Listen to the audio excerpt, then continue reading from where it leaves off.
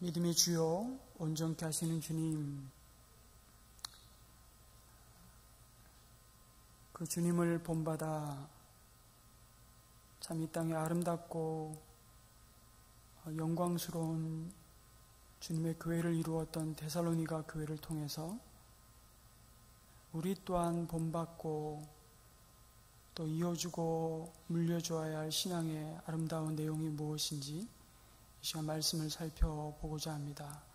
성령께서 우리 가운데 정말 새롭게 하시길 원하시는 이 믿음의 경주, 그 가운데 우리에게 꼭 붙잡아야 할 믿음의 내용이 무엇인지를 가르쳐 주시고, 또 우리의 삶이 그 말씀을 붙잡고 또 한 주간 우리를 부르신 그 부름의 자리에서 믿음의 경주를 싱싱하게 잘 달려갈 수 있도록 도와주시옵소서. 예수님의 이름으로 기도드립니다. 아멘. 엄마 아빠가 싸우는 걸 지켜보는 아이가 있었습니다. 싸울 때마다 아빠는 이년, 엄마는 이놈이라는 말을 자주 했습니다. 이런 부부가 있을까 하시죠, 청년 여러분. 어느 날 부부가 이년 이놈 하며 또 싸우는데 지켜보던 아이가 물었습니다. 아빠, 년이 무슨 말이야? 갑작스러운 질문에 아빠는 당황하며 이렇게 답했습니다. 그게 어른들이 여자를 부를 때 하는 소리야. 이게 얼버무렸죠. 엄마, 너무 무슨 말이야? 역시 엄마도 당황했습니다. 그러니까 그게 어른들이 남자를 부를 때 하는 소리란다. 엄마 아빠가 궁에서 이제 말을 더듬고 돌리기 시작했습니다. 아이가 할머니 집에 놀러 가서 할머니에게 얘기를 했습니다. 할머니, 아빠, 엄마가 이년 이놈 그랬어요. 그러자 할머니가 이렇게 말했습니다. 지랄들 하고 자빠졌네. 아이가 할머니에게 물었습니다. 할머니, 지랄들 하고 자빠졌네가 무슨 말이야? 할머니 역시 아이의 갑작스러운 질문에 당황하면서 그게 말이지, 그냥 잘했다고 박수 친다는 소리란다. 하여튼 해석은 너무 그럴싸하게 한 게 문제였죠. 유치원에 들어간 아이는 많은 학부모님들이 지켜보는 가운데 재롱잔치 사회를 보게 되었습니다. 재롱잔치가 끝난 후에 단상에 올라가 꾹뻑 절을 한 이 아이는 아주 또랑또랑한 말로 이렇게 외쳤습니다. 이 자리에 오신 모든 연놈들 다 함께 지랄하고 자빠집시다. 이게 어떻게 들리실지 모르겠지만 우리 옆에 계신 분들에게 이런 말씀을 한번 나눠주셨으면 좋겠습니다. 여러분 옆에 있는 분에게 이렇게 한번 이야기해 주셨습니까? 당신은 누군가에게 카피되고 있습니다. 한번 이야기해 주세요. 당신은 누군가에게 카피되고 있습니다. 사실 책 제목입니다. 아버지, 당신은 자녀들에게 카피되고 있습니다. 라는 책 제목이에요. 아주 유명한 책인데요. 이 말을 들으면 가슴이 철렁 내려앉는 사람도 있을 겁니다. 자신의 부끄러운 민낯을 대면해야 되는 그런 상황들이 지금 막 부정적으로 떠올려지는 사람도 있을 거고요. 아니면 누군가가 나를 닮고 있다는 그 말이 굉장한 나의 자존감을 높여주는 말이 될 수도 있습니다. 당신은 누구를 카피하고 계십니까? 이렇게 우리 자신에게 또 질문을 던져봤으면 좋겠습니다. 그럴 때 누군가가 여러분을 향해서 당신은 바로 나의 든든한 버팀목입니다. 당신은 나의 큰 힘이 되고 있습니다. 당신은 정말 나에게 큰 희망이 됩니다. 라는 이런 말을 들었으면 참 좋겠습니다. 우리들은 살아가면서 늘 누군가에게 영향을 주고 또 받으면서 성장해 갑니다. 그 과정에 짧지만 강한 인상으로 기억되는 사람도 있고요. 또한 오랜 세월을 두고 관계하며 서서히 깊은 영향으로 기억되는 사람들도 있을 겁니다. 단순한 추억이나 잊을 수 없는 아름다운 경치를 보며 느끼는 그런 아주 감성적인 기억들이 아니라, 혹은 가까운 사람들의 생일이나 기념일을 기억하는 정도가 아니라 지금도 내게 주어진 일을 감당하면서 삶의 목적과 방향을 결정하는 데 있어서 아주 영향을 미치고 동기를 부여할 만큼 내 삶의 중요한 자리를 잡고 있는 사람들이 있습니다. 여러분은 어떤 사람들이 생각나십니까? 떠올려봐도 그런 사람이 없다면 여러분 긴장하셔야 됩니다. 그런 사람이 여러분에게 정말 단 한 사람도 떠올려지지 않는다면 여러분의 믿음에 지금 빨간불이 들어온 것입니다.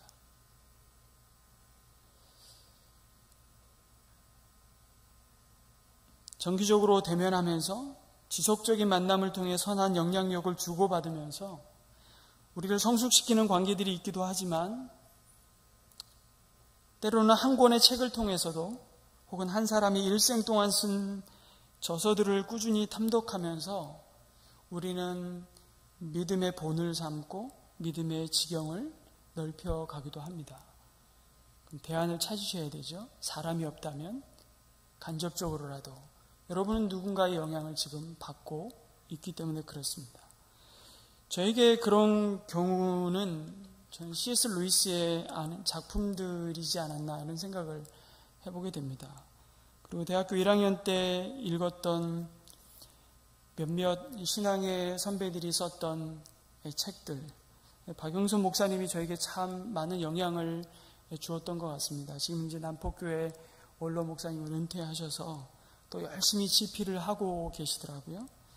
미우라 아예코의 글들, 또 목사의 목사라고 불리는 유진 피터슨 목사님의 책들, 여러분도 꾸준히 평생 옆에 두고 읽어가는 이 책 한 권 한 권들이 알게 모르게 여러분의 삶의 기초를 쌓아가면서 여러분의 삶은 그들의 그 이야기들로 카피되고 있습니다. 그리고 여러분의 삶은, 여러분의 어록은 또 누군가가 여러분을 카피해 가고 있다는 생각을 하면 우린 사실 좀 긴장하면서 살게 됩니다.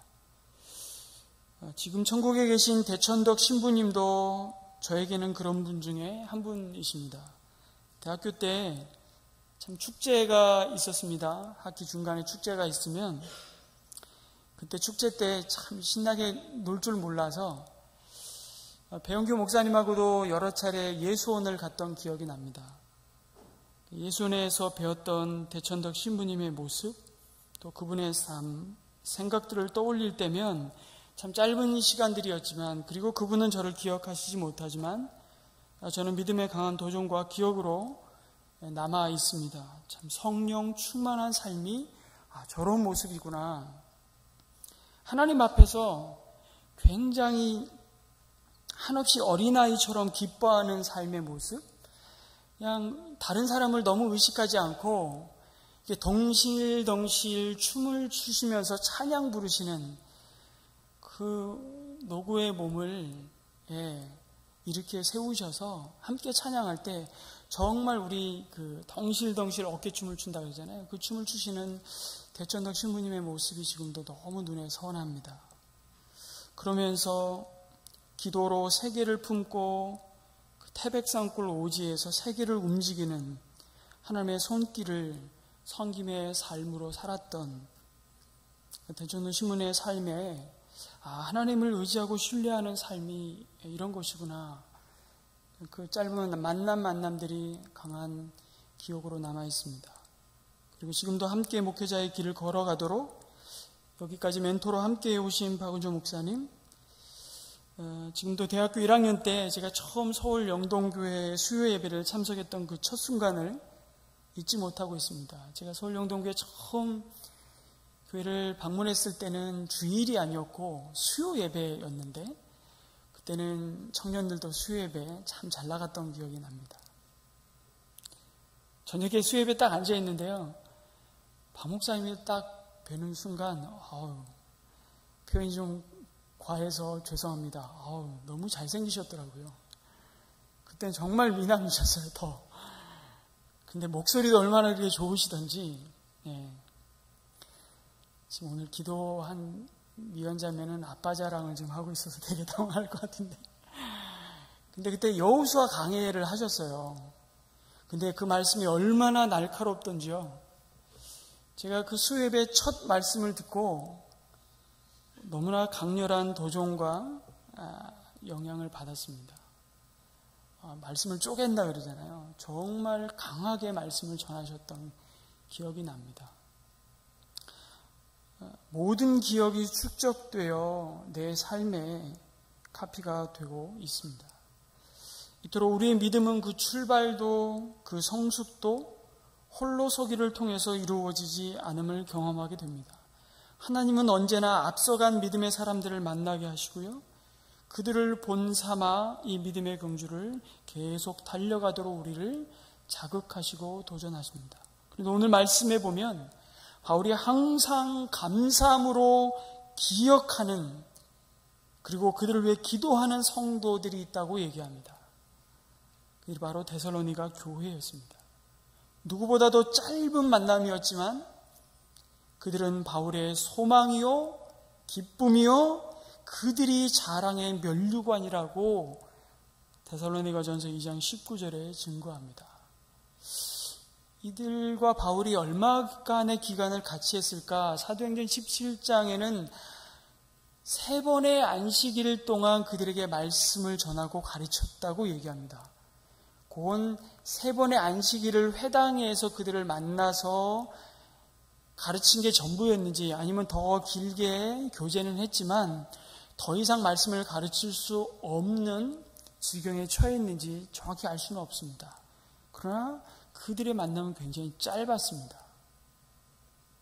그런데 바울은 그 어떤 서신에서도 자신이 교회를 많이 개척하고 그 교회를 향해서 편지를 많이 썼지만 그 어떤 교회에게도 주지 않았던 볼 수 없는 놀라운 칭찬을, 기억을 데살로니가 전서에서 남기고 있습니다. 그만큼 그의 가슴 속에 깊이 각인되어 있는 믿음의 선한 영향력을 주고받았던 정말 소중한 관계였고 하나님의 가족들이었습니다. 그런데 여러분, 데살로니가 교회가 어떻게 시작되었는지 잘 아시죠?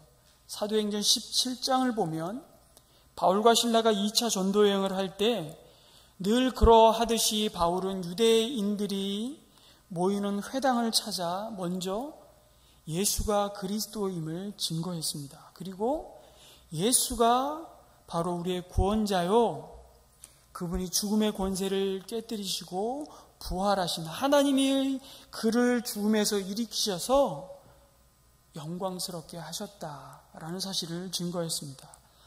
그런데 그때마다 늘 유대인들은 그 마음에 그 말씀을 오늘 데살로니가 성도들처럼 성령의 기쁨으로 그 말씀을 받은 것이 아니라 시기하며, 특별히 데살로니가에 있는 유대인들은 거리에 불량한 사람들을 동원하여 정치적인 문제로 바울과 그 전도 일행을 정치범으로 넘기고자 야손의 집에 있을까로 생각하고 야손의 집으로 들어닥쳐서 이들이 가이사의 명을 어겼다고, 로마 황제만이 우리의 왕이요 우리의 주인데 이들이 예수라는 왕을 좇고 로마의 반역자로 지금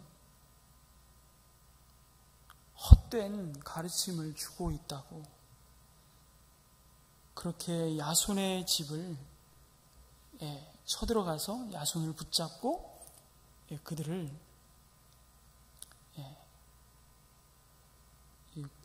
뭐라 할까요?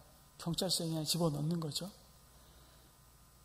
이때 바울이 얼마나 황급히 이 데살로니가를 빠져나왔는지 모릅니다. 그렇게 빠져나와서 베레아에 도착했는데 데살로니가의 사람들과는 사뭇 다른 베레아 성도들의 말씀을 받는 태도를 보고 그 말씀을 사도행전에서 이렇게 전해주고 있습니다. 베레아 성도들은 하나님의 말씀을 참 신사적으로 받았다, 이렇게 기록하고 있습니다. 그리고 거기까지 데살로니가에서 이 소동을 일으켰던 유대인들이 쫓아와서 바울을 위협하고 다시 공격하자 바울은 아테네로 피신을 하게 됩니다. 그런데 늘 바울의 마음에 염려가 있는 겁니다. 정말 이 갓 예수님을 영접한 이들, 그들이 정말 이 믿음을 지키고 정말 예수 그리스도를 자신의 주로 구원자로 모셔드리고 이 믿음의 길을 계속 걸어가고 있을까? 정말 갓 출산을 하고 영적으로 해산한 그 성도들을 떼놓고 젖을 떼고 돌아선 어미와 같이 마음이 너무 고통스러운 거예요. 그래서 디모데를 보내죠. 그런데 디모데가 데살로니가 성도들의 믿음의 모습을 가지고 온 그 소식을 너무 듣고 기뻐하는 겁니다. 그래서 그들의 믿음을 격려하기 위해서 쓴 편지가 데살로니가 전서고 후서인데, 특별히 그 주제는 너희가 다시 오실 주님을 바라보면서 그 소망의 주님을 바라보고서 낙심하지 않고 승리하기를 원한다. 그 믿음의 경주를 싱싱하게 달려가기를 원한다. 그걸 격려하고 있는 편지입니다. 바울은 가는 곳마다 복음을 전하며 교회를 세웠는데요. 그 중에서도 그가 참으로 자랑하고 싶고 마음껏 칭찬해주고 싶은, 그를 흥분케 만들었던 교회가 바로 데살로니가 교회였습니다. 바울은 그 칭찬을 감사의 기도로 하나님께 올려드렸습니다. 그리고 그 이유를 증거하는데, 그 이유가 무엇입니까? 갑자기 급성장을 해서 교회가 부흥을 했다거나 참 그들이 하나님을 위해 많은 일을 했다거나 교회의 시스템이 좋았다거나 이런 얘기 하나도 없습니다. 그것은 한마디로 거듭나고 뚜렷이 변화된 삶이었습니다. 그 모습을 세 가지 면으로 우리에게 증거하고 있죠. 첫째가 믿음의 역사가 그들에게 있었다는 것입니다. 믿음의 히스토리가 아니라 믿음의 행위가 있었다는 것입니다. 그 믿음이 지적인 동의로 끝나는 것이 아니라 그들의 삶의 패턴을 바꾸고 삶의 목적을 바꾸고 그들이 익숙해 왔던 그 행위가 바뀌기 시작하는, 그 행위로 드러나는 변화들을 바울이 지금 목격하고 있었다는 것이죠. 그들에게는 그들의 믿음을 송두리째 흔들어 놓을 만한 큰 시험과 핍박과 환난이 주어졌습니다. 그들에게는 예수를 구주로 영접하지 않고도 얼마든지 편하게 살 수 있는 문화적인 혜택과 경제적인 윤택함을 누릴 만한 참 보장된 삶이 있었음에도 그들은 이 믿음의 행위로 말미암아, 행위를 동반한 그 믿음으로 말미암아 고난 가운데 들어가고 있는 그들의 참 참혹한 마주해야만 하는 현실이 있었다는 것이죠.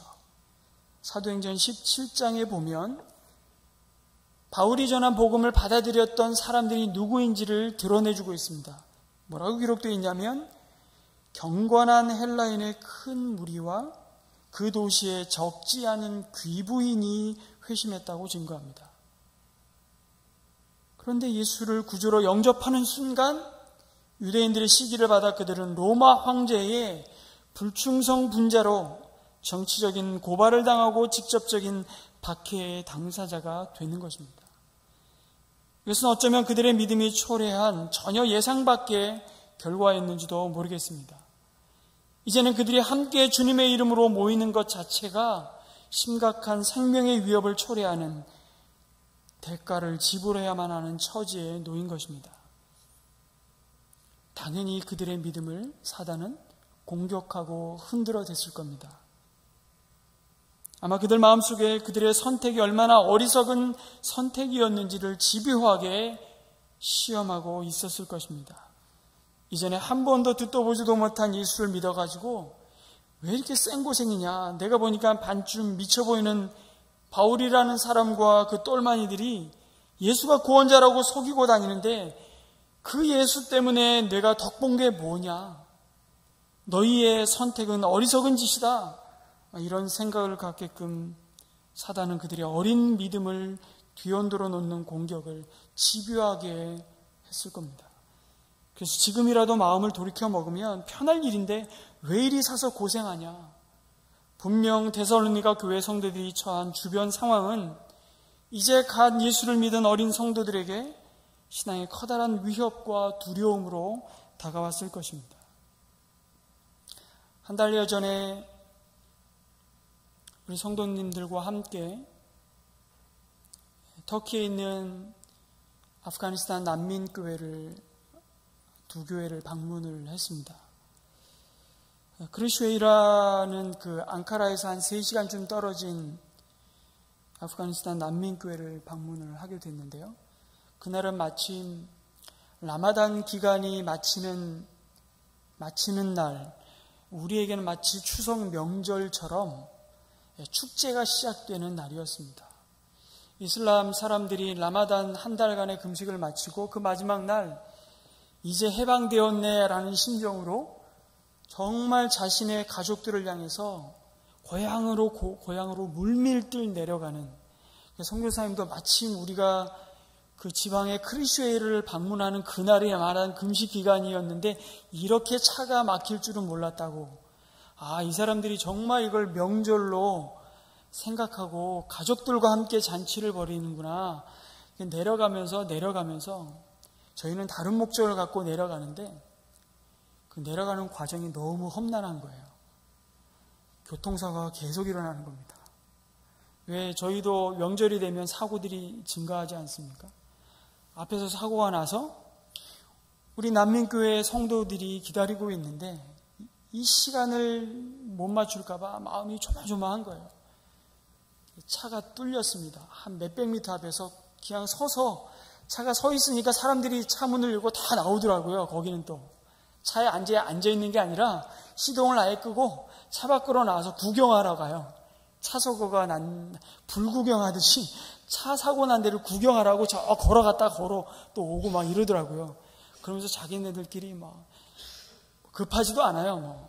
그러면서 서로 다 모르는데 막 거리에서 얘기하고 이야기하고 거기서 또 먹고 정말 조마조마하더라고요. 이러다 여기서 날 새는 거 아닌가 이러고 있는데 뚫린 거예요. 정말 홍해가 갈라지듯이. 정말 하나님 가야 됩니다. 이 성도들이 얼마나 우리를 애타게 기다리고 있는데 난민들은 돌아갈 고향이 없잖아요. 그날 마침 정말 본인들도 라마단 기간을 평생 지켜왔던 사람들인데 이제 그리스도 안에서 새로운 정말 축제를 저희와 함께 보내려고 기다리고 있었던 거예요. 그게 막 기도가 막 간절히 되는 겁니다. 길이 열리더라고요. 근데 이게 출발하는데 옆에서 꽝 하는 거예요. 옆에 있는 차가 창문을 열고 저는 못 알아들었어요. 외국 사람이다 이러고 앞에 차를 받은 거예요. 저희를 쳐다보다가 저희들로 또 섰습니다. 차가. 저희는 출발하고 가다가 또 차가 뒤집어지고 또 차가 서고 정말 이렇게 불안과 기대와 조마조마한 마음을 가지고 교회에 도착했어요. 저희는 저희가 식사 대접을 하겠다고 하고 도착을 해서 함께 예배를 드리고 교제의 시간이 됐는데 난민들이 글쎄요. 한국에서 귀한 믿음의 형제들이 왔다고 진수성찬을 차려놓은 겁니다. 정말 데살로니가 교회 같았어요. 예루살렘 교회, 기근 가운데 고통받는 예루살렘 교회를 돕기 위해서 너희가 힘에 지나도록 연보했다는 사실을 고린도 교회에 권면하면서 너희들이 약속한 연보를 지키라고 이 마케도니아에 있는 데살로니가 교회 성도들을 들어서 보여주고 있는 거예요. 그런 말씀들이 나와요. 고린도서에 보면. 어린 성도들입니다. 그런데 누구보다도 순전하게 그 말씀을 믿음으로 받고 마치 이 말씀을 묵상하는데 이 데살로니가 성도들이 크루슈웨이에 있는 아프가니스탄 난민들을 보는 심정 같았습니다. 제가 그들을 보면서 이런 생각이 들었어요. 더 이상 잃어버릴 것이 없는 사람들이지만 세상의 모든 것을 가진 사람들. 그래서 그렇게 나누면서 시간들이 흘러가고 저희가 밤 10시가 되어서 이제 또 다른 도시로 출발을 해야 되는데요. 제가 크리스웨일의 담임 목사님이죠. 평신도 사역자이긴 하지만 저희 교회 파송 선교사인 오미드 마리암 부부를 위해서 일한 난민인데요. 이 부부를 위해서 간절히 기도하고 싶었어요. 그래서 간절히 기도하는데 경찰들이 들어닥친 거예요. 예배 시간에 경찰이 들어닥치지 않은 게 얼마나 감사했는지 모릅니다. 정말 간절히 기도하고 있는데 밖에서 이미 소동이 난 거예요. 경찰들이 와서 지금 뭐 하는 거냐? 외국 사람이 오지 않았냐? 저희는 기도를 마치고 나갔는데 문 밖에서 문을 막고서 계속해서 이런저런 설명을 하고 있는 난민 성도를 보게 됐습니다. 저희 여권을 다 주고, 그래서 어떻게 왔냐? 무슨 목적으로 왔냐? 우리 선교사님 일행을 보호해 드려야 될 것 같아서 거주증을 보여주지 않고 여권을 줬어요. 그리고 우리는 버스로 택시로 왔다. 그리고 이 난민들을 우리가 좀 섬기고 싶어서 우리 선물들을 준비해서 이들에게 전달하기 위해서 왔다. 이렇게 했습니다. 그럼 너희 어디로 갈 거냐? 우리는 갑바도기아로 갈 거다. 갑바도기아 거기서 한 2시간가량 떨어진 거리입니다. 밤 11시가 됐어요. 어떻게 갈 거냐는 거예요. 우리 택시 불러서 갈 거다. 차 갖고 왔는데 차를 다 놓고 그 시간에 택시를 불렀어요. 차가 있다는 것조차 왜 넘버가 확인이 되기 때문에 선교사님 보호하기 위해서 그 밤에 택시를 불렀는데 택시 부를 때 나를 부르라는 거예요. 그래서 택시 운전기사 전화번호 적고 넘버 적고 목적은 하나예요. 너희 관광객이기 때문에 너희들을 보호하기 위해서 중간중간 가는데 계속해서 전화가 오는 거예요. 지금 잘 가고 있는지, 어디쯤 가고 있는지, 도착했는지, 호텔에 딱 도착하니까 운전기사가 보고하더라고요. 경찰에게. 우리를 보호한다는 명목이지만 참 그런 조마조마한 순간들을 겪으면서 제가 참 감사했던 건 뭐였냐면요. 제가 그날 그들과 함께 예배드리면서 나누었던 말씀이 데살로니가전서 5장 말씀이었어요. 항상 기뻐하라, 쉬지 말고 기도하라, 범사에 감사하라. 이는 그리스도 예수 안에서 너희를 향하신 하나님의 뜻이니라. 그럼에도 불구하고 기뻐하라, 그럼에도 불구하고 기도하라, 그럼에도 불구하고 감사하라. 이것이 너희를 향하신 그리스도 예수 안에서 너희를 향하신 하나님의 뜻이니라. 이 말씀을 전했는데 그 사단이 벌어진 거예요. 그리고 너무 초조해하고 있는 나를 향해서 한 아프가니스탄 형제 하나가 목사님 기뻐하라 그러시지 않았냐고, 항상 기뻐하라 그러시지 않으셨냐고, 범사에 감사하라 그러시지 않으셨냐고, 우리를 너무 걱정하지 마시라고, 저희들을 오히려 위로하고 있는 그 어린 성도를 보면서 야, 지금 이 말씀 묵상하는데 이들이야말로 데살로니가 성도들이구나. 이 선교사님과 그 오미드 마리암 부부에게 이 성도들이 얼마나 자랑의 면류관이겠는가, 그런 묵상을 하게 됩니다. 그러면서 저희가 도착한 그날 한 2주 전인가 3주 전에 온 가족을 그리스도를 건너가기 위해서 지중해 바다에서 다 잃어버린 한 형제를 만나게 하셨습니다. 자기만 살아남은 거예요. 구사일생으로. 자기는 수용을 할 줄 알았거든요. 그리스 섬이 가깝습니다. 터키에서. 근데 터키에 다 붙어있는 섬인데 전부 다 그리스형이에요. 터키형인 줄 알았더니 당연히 그리스 땅입니다. 그래서 건너가는 거예요. 그리스는 유럽이잖아요. 거기서 난민 비자를 받아서 또 다른 유럽으로 가기 위해서 그렇게 보트피플로 지중해를 건너는 거예요. 그러다 2주 전에 자기만 남고 모든 가족이 지중해에 다 목숨을 잃어버린 한 형제를 만났어요. 형제가 너무 낙심 중인데 그 교회에서 만난 예수 그리스도의 그 믿음, 그 그리스도께 소망을 두고 인내하면서 그 예배에 참석했더라고요. 그러면서 물었어요. 하루 종일 뭐 하냐? 하루 종일 멍 때린대요. 우리말로 바꾸면. 왜 일을 좀 찾아보지 왜 일을 안 하냐? 되게 젊은 친구고요. 영어를 너무 잘하는 거예요. 우리 이태희 목사님처럼 잘해요, 영어를. 야, 이런 친구는 너무 아까운 거예요. 너무 정말 아프가니스탄에서 대학을 졸업하는 경제학을 한 친구인데요. 미군을 통역하는 일을 하다가 더 이상 아프가니스탄에서 남을 수가 없어가지고 미군이 철수할 때 자신도 난민으로 나왔다는 거예요. 여러분, 난민들이 어떻게 나오는지 아십니까? 다 나오는 게 아니에요. 돈을 긁어 모아서 정말 우리 집안에 깜이 될 만한, 그것도 남자, 그 한 사람 보내는 거예요. 그래서 그 사람이 나가서 자리를 잡으면 나머지 가족들 초청을 하거나 불러서 그렇게 새로운 삶을, 전쟁의 폐허에서 새로운 삶을 일구기 위해서 희망을 가지고 나오는 거예요. 그런 형제 중에 하나였는데 그런 재원이 아무 할 일이 없는 거예요. 이를 막노동에도 찾아볼 수 있을까 해서 물었더니 이렇게 대답해요. 일을 찾아서 일을 하려고 하는데 이슬람 사회잖아요. 사장이 묻는데요. 너 종교가 뭐야? 차마 거짓말을 할 수 없다는 거예요. 난 그리스도인입니다 하면 너한테 일 못 줘.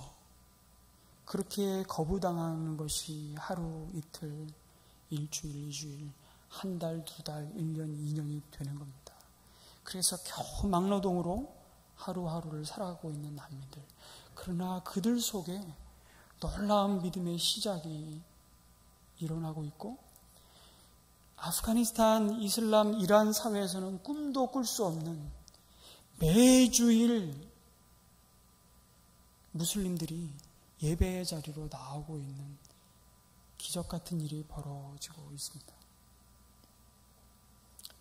그들 또한 데살로니가 성도들처럼 그들을 향한 박해와 고난은 오히려 믿음의 시작이 되시고 온전케 하시는 예수를 더욱 바라보게 하는 또 다른 위장된 복의 통로가 되고 있음을 보게 됩니다. 그리고 그들은 흔들리지 않고 구석에서 믿음의 사역을 이루어가고 있었습니다. 데살로니가 성도들에게는 예수를 구주로 영접하고 하나님의 백성이 되었으나 여전히 이전처럼 직장에 나가야 했을 것이고요.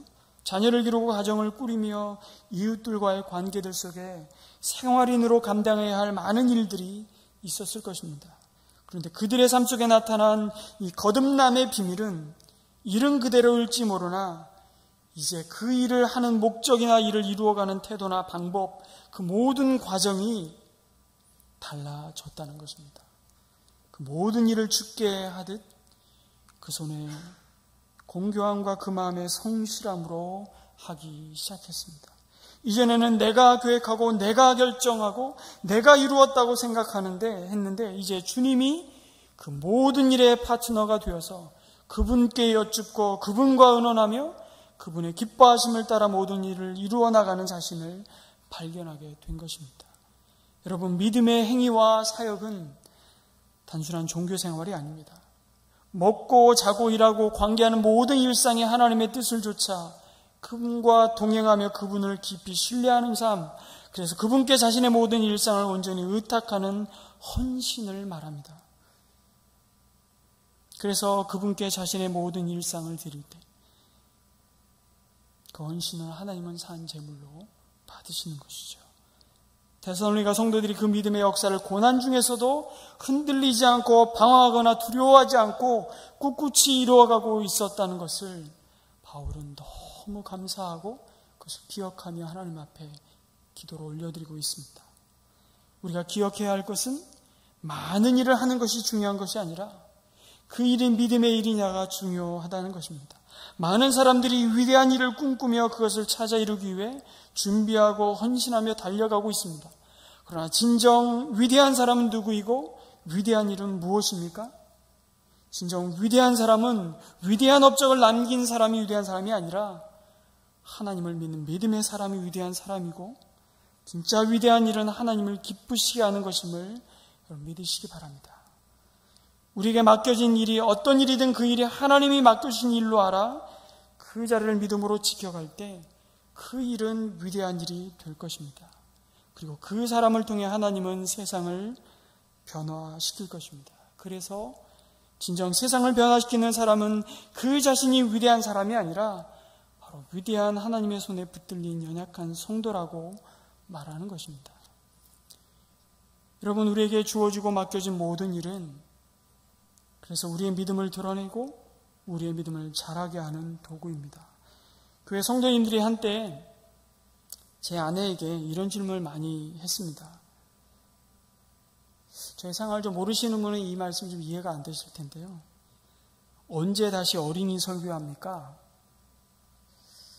하나님께서 전도사님에게 귀한 은사를 주셨는데 쌍둥이를 낳고 나니까 다른 세상살이가 시작된 거죠.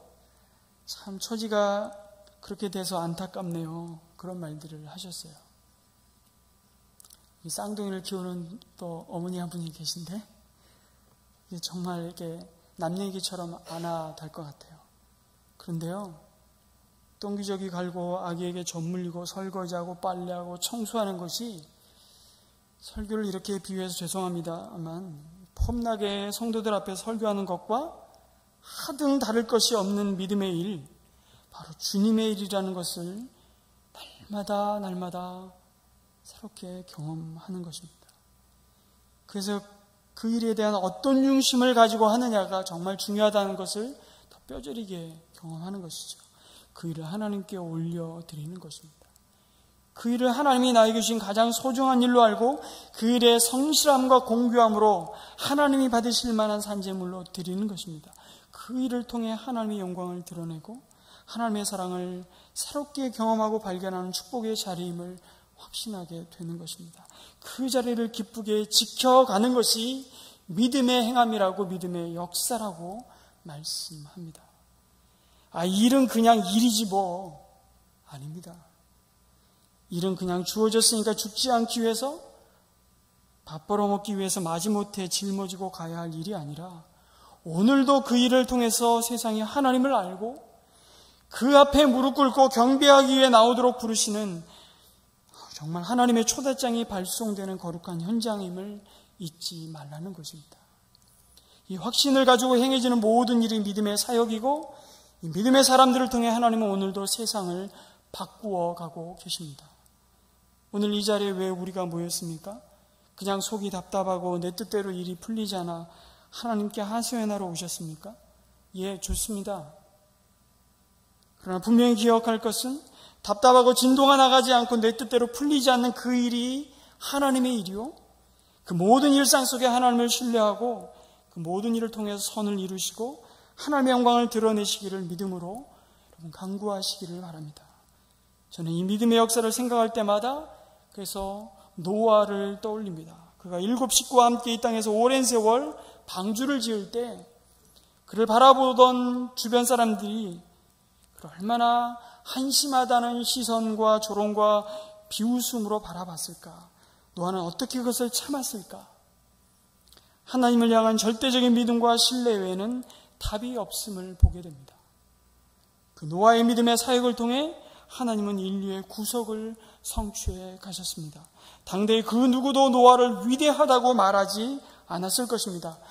위대하기는커녕 가족 직사게 고생시키는 사람, 돈 안 되는 일만 평생 하는 사람, 조금 좋게 평가해서 이상만 줬고 있는 사람, 허무맹랑한 사람이라는 조롱만 받았을 것입니다.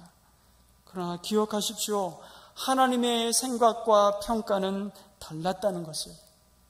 창세기 6장 9절에 뭐라 그럽니까? 노아의 사적은 이러하니라. 노아는 의인이요 당세의 완전한 자라. 그가 하나님과 동행하였으며. 성경의 또 다른 인물을 한번 떠올려 보십시오.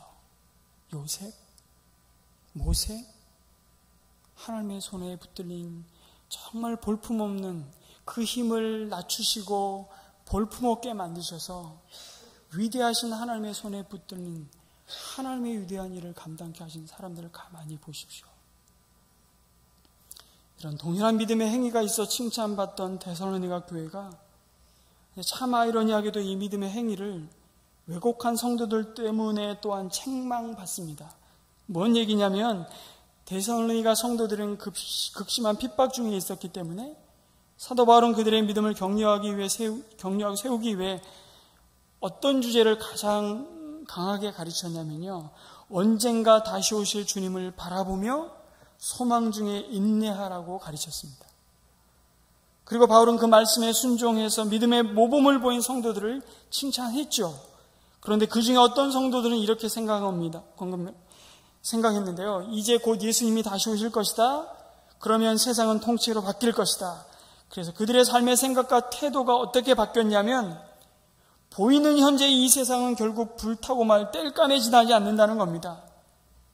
그런데 이런 태도는 주님의 다시 오심을 간절히 소망하고 소위 신앙에 열정이 있고 믿음이 좋다고 말하는 공동체에 많이 나타나잖아요. 대표적인 게 바로 데살로니가 교회였고요. 주님이 곧 오실 텐데 그 하나님의 나라가 완성되면 이까지 장사가 뭐 필요 있어. 내가 왜 직장 상사한테 이렇게 빌빌거리면서 생고생하며 살아야 돼. 자존심 상해. 나 일 안 해. 그래서 빚내서 사는 성도들이 아마 나타났던 것 같아요. 오늘은 이 집, 저일은 내 집, 다른 집, 이 집, 저 집 가면서 놀고 먹는 성도들이 있었던 것 같아요.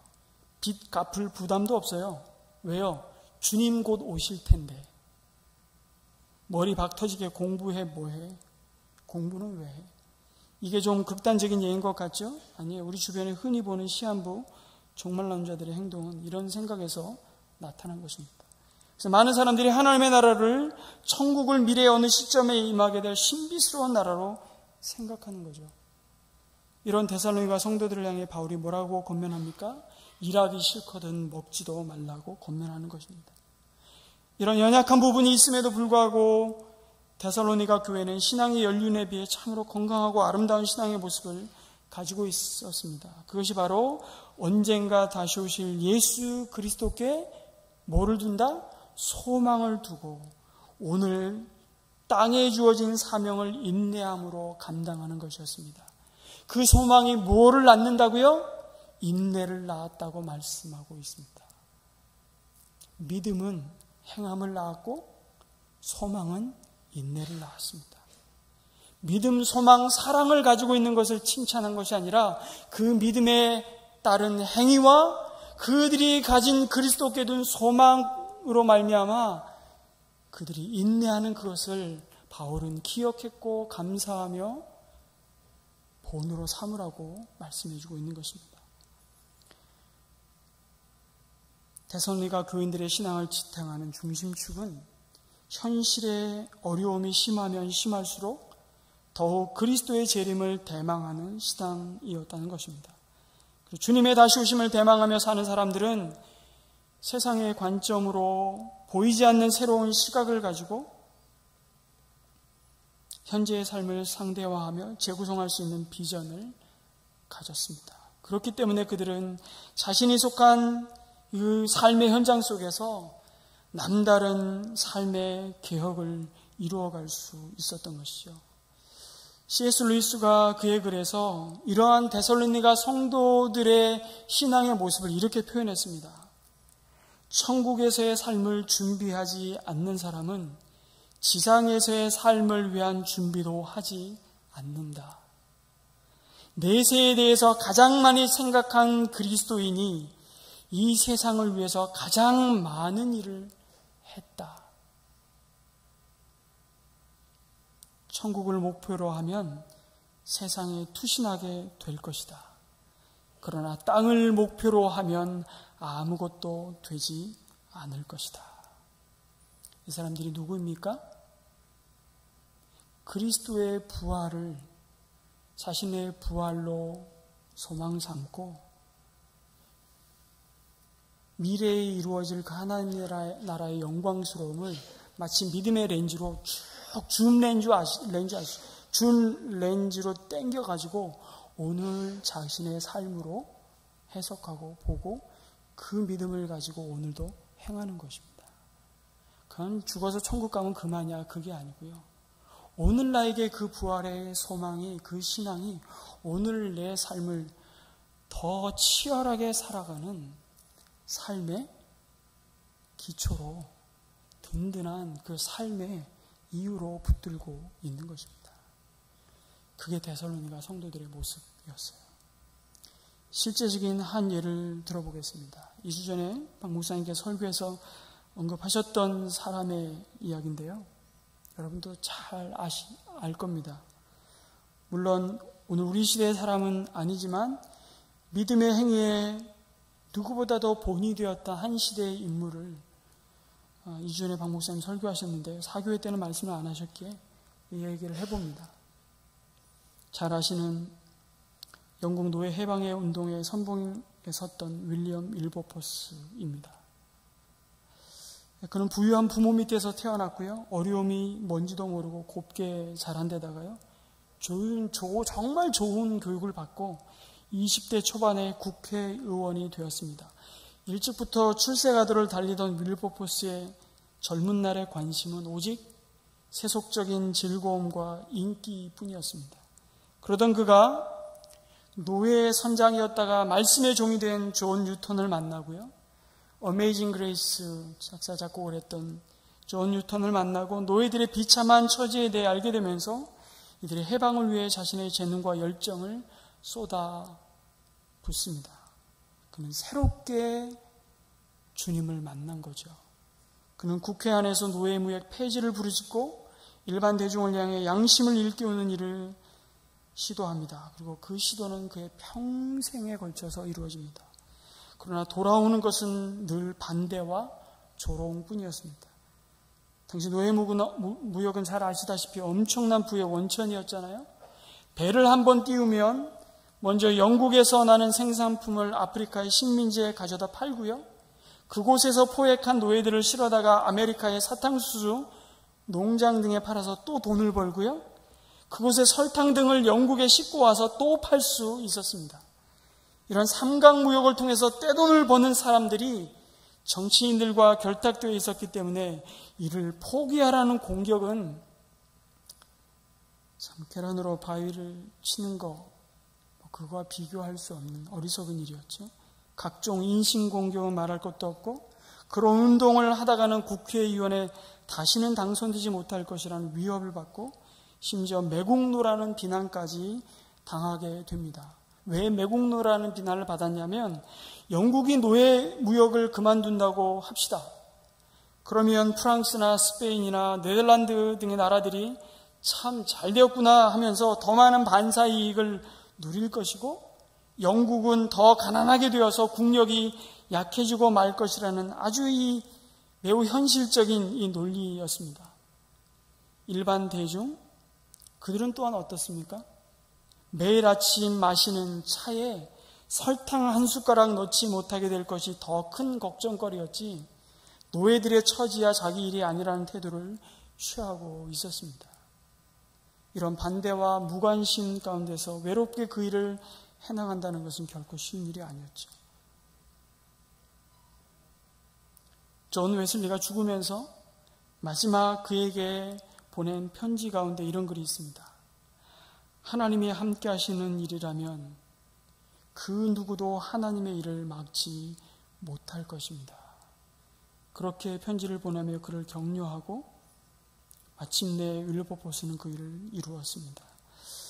윌버포스는 이 일을 하면서도 사람들의 비난과는 달리 최다선 의원 자리를 지킬 수 있었습니다. 영국이 이런 일을 해내는 것을 보고서 다른 나라들도 자극을 받아 노예무역을 폐지하기에 이르렀습니다.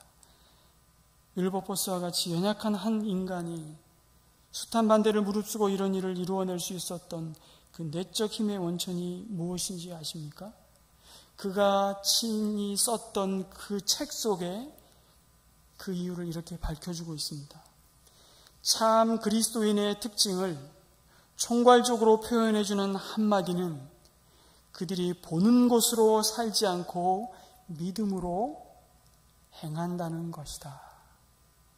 이 말이 의미하는 바는 단순히 그리스도인들이 내세의 상급과 심판의 교리를 굳게 믿고 그 때문에 의무감에 붙들려서 산다는 것만이 아니라 오히려 그들 마음의 중심에 그 마음을 지속적으로 사로잡는 생각, 그 생각 때문에 오늘 내게 주어진 이 현실의 그 부조리를 향해서 대항적인 삶을 살도록 우리를 부른다는 것입니다. 견딜 수 없는 마음을 하나님이 주실 때 그 믿음을 순종으로 행한다는 것이죠. 그게 뭡니까? 이미 자기 안에 부활을 사는 것입니다. 여러분, 그냥 사는 게 아니에요. 나는 오늘도 부활하신 주님과 함께 오늘 내게 주어진 삶의 자리에서 부활을 살고 있음을 기억하시기 바랍니다. 그래서 영생이 이미 여러분에게 주어졌습니다. 영생은 죽어서 얻는 생명이 아니에요. 영생은 그런 의미가 아닙니다. 영원히 죽지 않는 게 영생이 아니라 영생의 단어를 그대로 여러분에게 풀어드리면 그건 오는 세상의 삶이에요. 여러분, 오는 세상이 어떤 세상입니까? 하나님이 왕노릇하셔서 의와 평강과 희락이 성령 안에서 오늘도 우리에게 이루어지는 삶, 그게 오는 세상 영생의 삶이고 그 삶을 오늘도 우리는 살고 있다는 것입니다. 그래서 불의를 보고 우리가 아모스서를 묵상했지만 불의 앞에 우리가 견딜 수 없는 이유는 기준이 나에게 있는 게 아니에요. 그 기준점이 부활의 생명에 있기 때문에 그렇습니다. 먹는 것과 마시는 것이 아니라 하나님의 나라는 오직 성령 안에서 의와 평강과 희락이 있기 때문에 그 성령 안에서 이루어진 의, 거룩함이 우리 안에 기준이 되었을 때 우리는 견딜 수가 없는 거예요. 그래서 대항적인 항거하는 삶을 살 수밖에 없어요. 이 땅을 살아가면서. 그게 윌버포스의 삶만이 아니고 윌버포스처럼 그런 자리에 있었기 때문에 그 일을 하는 그런 삶이 아니라 우리 모두에게 달란트는 다르지만 하나님은 동일한 삶의 질로 깊이로 그 삶으로 부르셔서 믿음으로 행하라고 말씀하고 도전하고 있는 것입니다.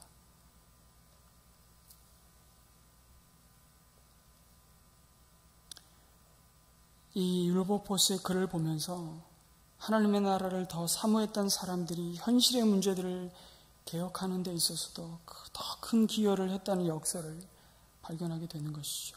성도 여러분, 보이는 세상이 약속하는 행복을 하나님의 축복의 전부인 양 생각하는 헛된 그 인식을 버리고 많은 환난 가운데서도 넘쳐나는 성령의 기쁨이 무엇인지를 맛볼 수 있도록 자신에게 맡겨진 믿음의 순종을 이루어갔던 그 사람들을 오늘도 하나님은 보여주십니다. 그리고 그 바통을 이어갈 다음 차례는 바로 너야, 바로 너라고 이렇게 말씀하고 있는 것입니다. 상대적으로 초라해 보이십니까? 여러분의 삶이? 결코 그렇지 않습니다. 누군가에게 당신의 삶은 위대한 버팀목이 되고 있다는 사실을 기억하시기 바랍니다. 위대한 자리에 있고 위대한 일을 해서가 아니라 여러분 안에 계신 분이 너무 위대하시기 때문에 그래요. 그분이 죽음의 권세를 이기신 부활의 주이시기 때문에 그렇습니다. 바울이 하나님께 감사하며 모범이라고 칭찬하고 있는 데살로니가 교회의 모습 중에 또 다른 하나의 모습은 사랑의 수고가 그들에게 있었다는 것입니다. 저는 이렇게 보고 싶습니다. 믿음의 역사, 믿음의 행위가 구체적으로 그들의 공동체 가운데 사랑의 수고로 나타났다고 보아집니다. 사랑은 예수 공동체인 교회의 가장 큰 특징이잖아요. 그러나 그것이 드러나는 과정은 뭐라고요? 수고라는 사실입니다. 여기 쓰여진 수고라는 이 단어의 뜻은요, 노고, 고역이라는 의미입니다. 여러분, 고역 그럼 무슨 느낌 드십니까? 그냥 편하게 물 흐르듯 자연스럽게 할 수 있는 일이 아니라는 것이죠. 거슬러 가야 되는 일이라는 거예요. 인내하고 일맥상통하는 그 소망이 낳은 삶의 굉장히 중요한 특징이 바로 수고입니다. 시간이 지나면 저절로 자연스럽게 형성되는 변화가 아니라는 것입니다.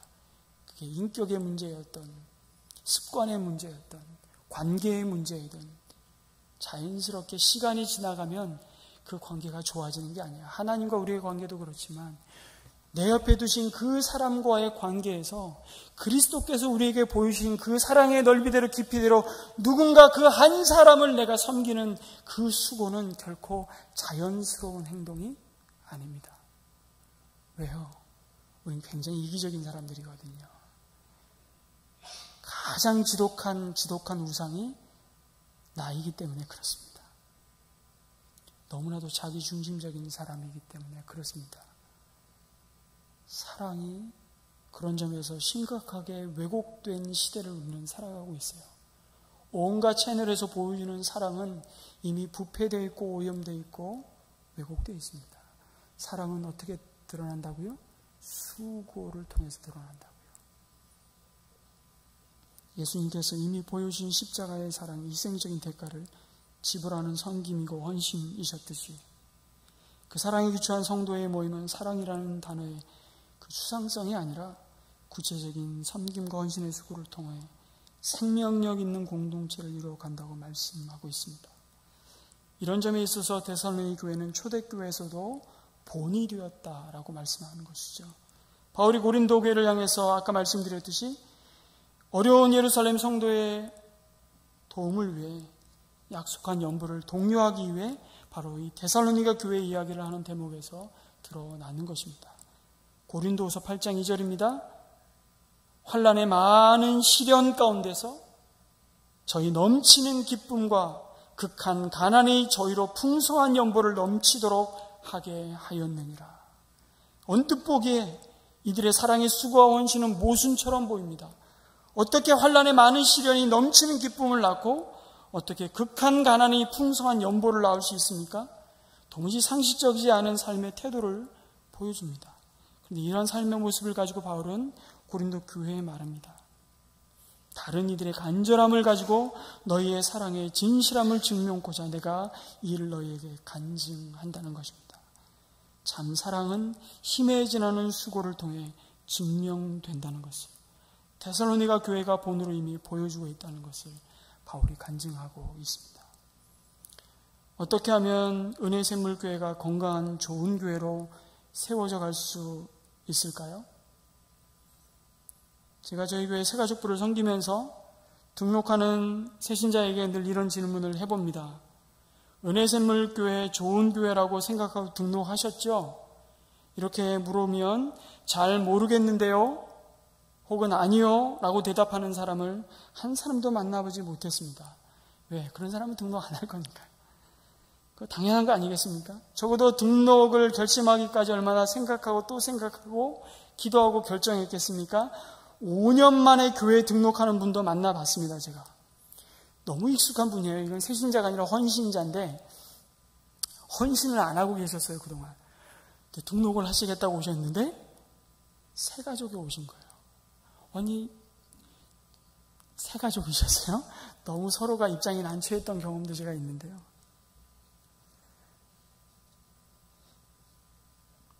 왜 은혜샘물교회가 좋은 교회라고 생각하십니까? 라고 물으면 대부분 뭐라고 대답하는 줄 아세요? 목사님 설교가 좋아서, 교회의 시스템이 좋아서, 교회가 추구하는 바가 좋아서, 교회가 참 좋은 일 많이 하더라. 그런 대답들을 정말 합니다. 제가 원하는 답은 거의 나오지 않았습니다. 그럼 목사님 설교가 별로 안 좋으면 안 좋은 교회가 됩니까? 제가 듣고 싶은 답은 뭔 줄 아십니까? 여러분이 듣고 싶은 답은 뭡니까? 제가 듣고 싶은 답은 이거였습니다. 제가 좋은 성도이기에 좋은 교회입니다. 그런데 좋은 성도가 어떤 성도입니까? 그리스도께 받은 사랑의 넓이와 깊이대로 자신이 처한 하나님이 보내신 소명의 자리에서 그 사랑을 수고와 섬김으로 증명해가는 성도입니다. 먼저 믿은 성도의 사랑의 수고와 섬김을 받은 성도가 또 다른 성도를 사랑의 수고로 섬겨갈 때 은혜샘물교회는 건강한 그리스도의 몸으로 지어져 가고 있는 것입니다. 공사 중이죠. 왜 바울이 너희 믿음과 사랑과 소망을 우리 하나님 아버지 앞에서 쉬지 않고 기억한다고 말하지 않고 믿음의 역사와 사랑의 수고와 소망의 인내를 기억한다고 말했을까요? 예수 그리스도를 주로 믿는 믿음을 고백하지만 그것이 하나님의 나라가 우리 가운데 우리 안에 임하고 복음을 증거하기 위한 믿음의 행위가 되지 못할 때 그것은 더 이상 믿음일 수 없다는 강한 도전입니다. 그리스도의 사랑을 고백하지만 하나님의 나라를 섬기는 일로 그 사랑이 우리 자신을 내어주는 수고스러움이 될 때, 그때 만약 뒤로 물러서 버린다면 그것은 사랑이 아니라는 것을 증거하고 있는 것입니다. 예수 그리스도만이 우리 삶을 책임지시고 끝까지 인도해 가실 분을 소망하기는 하지만 어려움과 실패의 상황에 직면했을 때는 믿음으로 인내하지 못하고 외면해 버린다면 그것은 더 이상 소망일 수 없다는 것입니다. 그런데 데살로니가 있는 예수를 갓 믿은 너희들이야말로 절박함으로 박해의 한복판에 있지만 강한 그리스도의 군사들로 서 있음을 칭찬하면서 바로 그 성도들을 위로하고 격려하고 있습니다. 성도 여러분, 말씀을 맺겠습니다. 오늘 우리가 핍박과 고난 가운데서도 믿음의 역사와 사랑의 수고, 소망의 인내 가운데 선한 믿음의 영향력과 모범이 되었던 데살로니가 교회를 기억하면서 믿음의 본을 삼듯이 우리가 또한 걸어가는 믿음의 경주가 다른 누군가의 선한 본이 되시기를 주님의 이름으로 축원합니다. 오늘 말씀을 기억하면서 우리 일어나셔서 우리 찬송하고 결단했으면 좋겠습니다.